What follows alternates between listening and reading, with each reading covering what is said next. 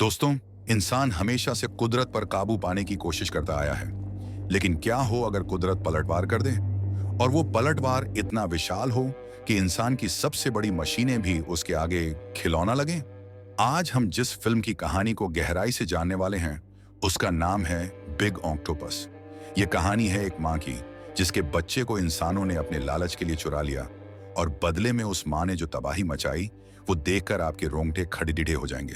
तो चलिए बिना देर किए शुरू करते हैं। फिल्म की शुरुआत होती है एक सुंदर लेकिन रहस्यमयी समुद्र से। यहाँ हम मिलते हैं अपने हीरो शाओ फेंग से। शाओ फेंग एक मछुआरा है जो अपनी छोटी सी दुकान चलाकर गुजारा करता है, लेकिन इन दिनों वो भारी कर्ज में डूबा हुआ है। एक दिन समुद्र के बीच मछली पकड़ते वक्त उसे पानी में कुछ हलचल महसूस होती है। जब वो जाल खींचता है तो उसे मछली नहीं बल्कि एक बेहद अजीब जीव मिलता है। ये एक छोटा ऑक्टोपस है, लेकिन ये आम नहीं है। इसका रंग सुनहरा है, इसकी आंखें बहुत तेज हैं और ये एक सामान्य ऑक्टोपस से कहीं ज्यादा समझदार और फुर्तीला है। शाओ फेंग को लगता है कि उसकी लॉटरी लग गई है। वो सोचता है कि इस दुर्लभ जीव को बेचकर वो अपने सारे कर्ज चुका देगा। वो उसे अपनी दुकान के एक्वेरियम में लाकर रख देता है। तभी एंट्री होती है हमारी हीरोइन लियू जिमो की। जिमो एक मरीन बायोलॉजिस्ट यानी समुद्री वैज्ञानिक है और इत्तेफाक से शाओ फेंग की एक्स गर्लफ्रेंड भी है। वो उस इलाके में हो रहे जेनेटिक म्यूटेशन पर रिसर्च कर रही है। जब जिमो उस छोटे ऑक्टोपस को देखती है तो उसके होश उड़ जाते हैं। वो तुरंत समझ जाती है कि ये कुदरती नहीं है बल्कि किसी भयानक एक्सपेरिमेंट या म्यूटेशन का नतीजा है। वो शाओ फेंग को समझाती है, इसे फौरन समुद्र में वापस छोड़ दो, ये अपने साथ मुसीबत लेकर आया है। लेकिन शाओ फेंग, जिसे पैसों की सख्त जरूरत है, उसकी बात को अनसुना कर देता है। उसे अंदाजा भी नहीं था कि वो किस खतरे को दावत दे चुका है। कहानी में अब एंट्री होती है विलेन गैलेन की। गैलेन एक बहुत बड़ी बायोटेक कंपनी का मालिक है जो अमरता और जेनेटिक पावर हासिल करने के लिए पागल है। उसे अपनी सैटेलाइट्स और जासूसों से पता चल जाता है कि जिस सब्जेक्ट यानी बेबी ऑक्टोपस को वो ढूंढ रहा था वो शाओ फेंग के पास है। गैलेन अपने खूंखार गुंडों को भेजता है। ये गुंडे आधुनिक हथियारों से लैस होकर शाओ फेंग की दुकान पर धावा बोल देते हैं। शाओ फेंग और जिमो को घेर लिया जाता है। गुंडे उस बेबी ऑक्टोपस को जबरदस्ती छीनने की कोशिश करते हैं। एक छोटी मोटी लड़ाई होती है, लेकिन असली तबाही तो अभी आनी बाकी थी। तभी समुद्र का पानी उफनने लगता है, जमीन हिलने लगती है और पानी से बाहर निकलता है एक पहाड़ जैसा विशालकाय साया। ये कोई और नहीं, उस बेबी ऑक्टोपस की मां है, द मदर ऑक्टोपस। ये सीन रूह कपा देने वाला है। ये ऑक्टोपस इतना बड़ा है कि उसके टेंटिकल्स बड़ी बड़ी इमारतों को माचिस की डिब्बी की तरह तोड़ रहे हैं। वो सीधे उस जगह हमला करती है जहां उसका बच्चा है। लोग जान बचाकर भाग रहे हैं, गाड़ियां हवा में उड़ रही हैं। इस अफरा तफरी का फायदा उठाकर गैलेन के गुंडे बेबी ऑक्टोपस को एक कंटेनर में बंद कर लेते हैं और जिमो को भी किडनैप कर लेते हैं। वे अपनी हाई स्पीड बोट से समुद्र की तरफ भाग निकलते हैं। विशाल ऑक्टोपस जब देखता है कि उसका बच्चा दूर जा रहा है तो वो अपना गुस्सा रोक नहीं पाती और समुद्र में उनका पीछा करना शुरू कर देती है। अब सीन शिफ्ट होता है गहरे समंदर में। शाओ फेंग अपनी जान की परवाह किए बिना अपनी छोटी नाव लेकर उन गुंडों के बड़े जहाज का पीछा करता है। उसे न सिर्फ जिमो को बचाना है बल्कि अपनी गलती भी सुधारनी है। उधर विलन के जहाज पर गैलेन उस बेबी ऑक्टोपस का डीएनए निकालने की कोशिश कर रहा है। वो जिमो को बताता है कि 70 साल पहले एक गुप्त प्रयोग हुआ था जिससे जीवों को विशाल और अमर बनाया जा सकता है। ये ऑक्टोपस उसी प्रयोग का सफलता का सबूत है।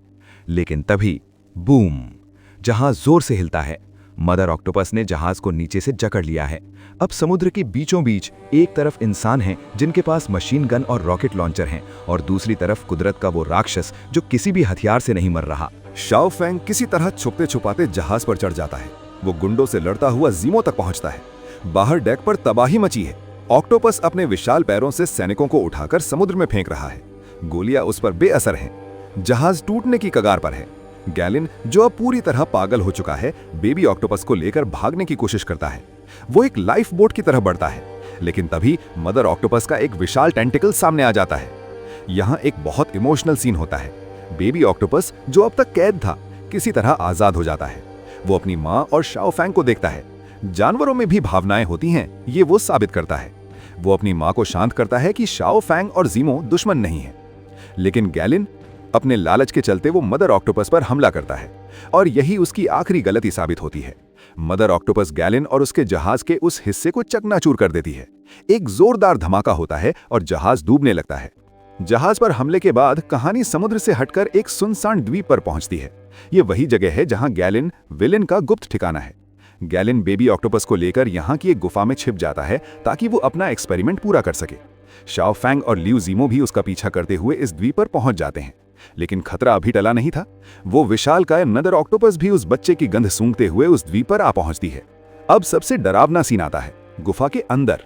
शाओ फैंग और जीमो गुफा के अंदर होते हैं, जहां गैलिन और उसके गुंडे भी मौजूद हैं। तभी मदर ऑक्टोपस के विशाल टेंटेकल्स गुफा के रास्ते को तोड़कर अंदर घुसाते हैं। गुफा का माहौल बहुत ही घुटन भरा हो जाता है। अंधेरे में ऑक्टोपस उन पर हमला करता है।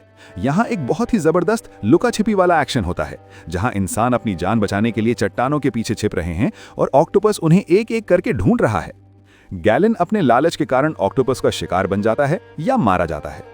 अंत में शाओ फैंग और जीमो को एहसास होता है कि इस विशाल राक्षस को रोकने का और कोई रास्ता नहीं है।